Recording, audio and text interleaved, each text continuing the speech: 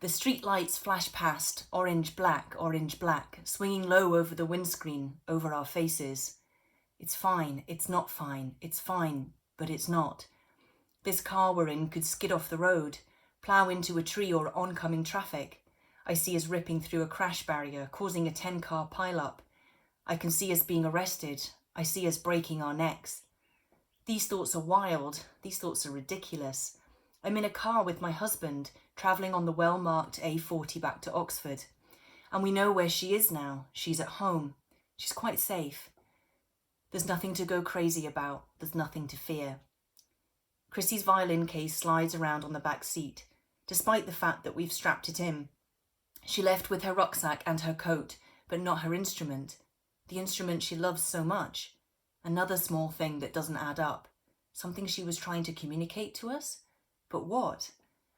I'm still fumbling to grasp the details of what happened. We searched all over the London concert venue for her after the fire crew gave us the all clear. A false alarm, they eventually declared. We'd been standing outside for 45 minutes by then, but split up into different areas, audience on one side and performers and staff on the other. How were we supposed to know that Chrissie wasn't there? She timed things so well, making sure she'd been accounted for amongst the bodies gathered outside before she disappeared. And she wasn't back at the hotel either, the place where we dropped off our overnight bags earlier, and the three of us took the chance to drink a half cup of tea before the show. We tried to relax, but Chrissie was jittery. To be honest, we all were, and why wouldn't we be? In a few hours, our teenage daughter would be standing centre stage, in front of the TV cameras and the live audience and the judges. And then, after all that build-up, the night her performance ended with this? The seatbelt strains like a garrote across my neck as I lean forward, craning to see beyond the cat's eyes and white lines zipping past. Paul, my husband, is in the driver's seat. He's so reliable, so safe. The seatbelt slides up, pressing where the skin of my jaw is still sensitive, only recently returned to its natural hue. She played so well, I say, as though seeking reassurance, fighting to keep the dumb fear from my voice. Didn't she? Paul's hands tighten on the steering wheel, as though they weren't already gripping tightly enough. She did, Julia. She was truly brilliant.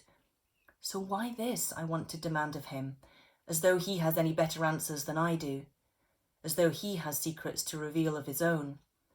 It just makes no sense that Chrissie would bolt from the venue before the winners were announced, when she had every chance of being one of them. Why do that without telling us and without them bothering to answer her phone? We had no idea where she was until eventually Pearl turned on the tracker app, the one he'd installed on her phone and his, after that time at the Botanical Gardens. The tracker I didn't know about until tonight. And lo and behold, turns out of all places she'd gone back home. It seems she just got herself on a train from London Paddington to Oxford and left. So it's fine, I tell myself. She's fine. Those images of disaster are all of my own making.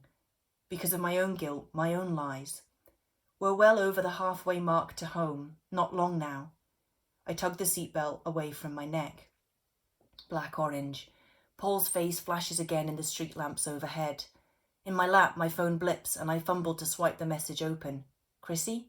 But it isn't her, of course. It's one of the young musician coordinators. Let us know as soon as you're with her.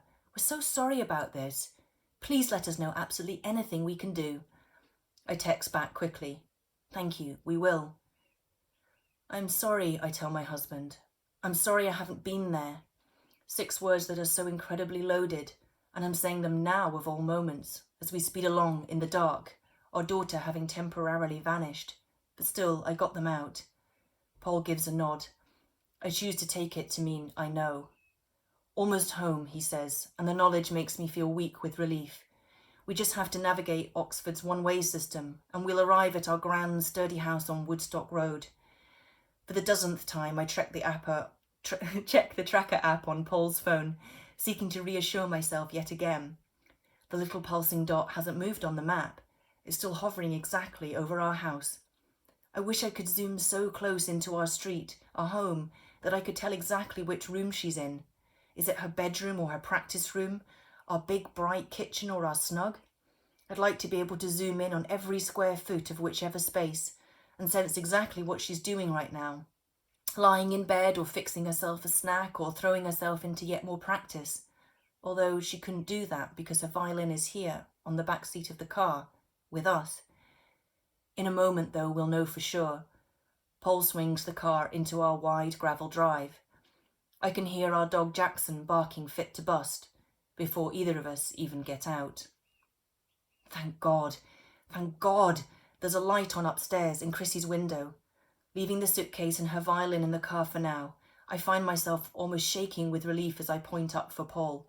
Look, she's in there. She really is home. The adrenaline drains from my body, leaving my limbs weak. Jackson's barks continue to ricochet from the indoor hallway. I grab Paul's arm, though, as he puts his hand on the knob of our front door. Calmly, I say. We have to go in there calmly. No panic. No shouting at her. We'll just let her know how worried we've been, that's all. My head feels loose on my neck as I speak. Despite my anger and my lingering fear, I know we still have to get this right. No panic, Paul echoes. No yelling. You might want to tell that to Jackson, though. I give a weak smile, and Paul grins back, his joke letting in further ripples of relief.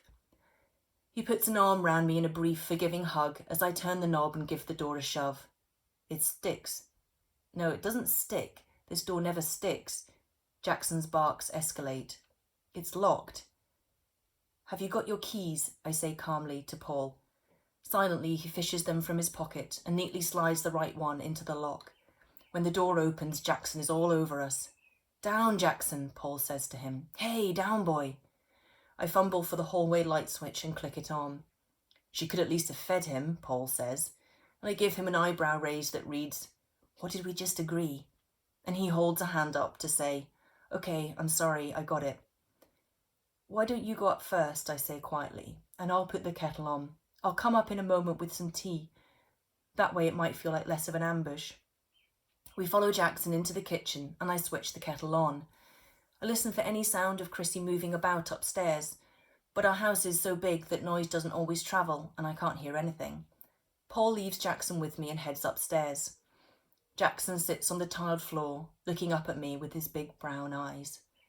What a nightmare, I whisper, drolly crossing my eyes at him to make another joke, as though that might ease the tightness in my chest.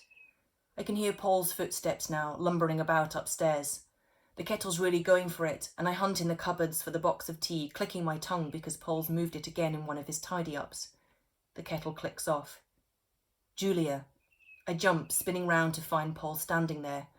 I didn't hear him come back down over the rumble of the water. What is it? I say. She's not there. What? She has to be. Come and see for yourself if you don't believe me. I feel as though gravity's pull has doubled as I follow my husband upstairs, Jackson trotting faithfully behind.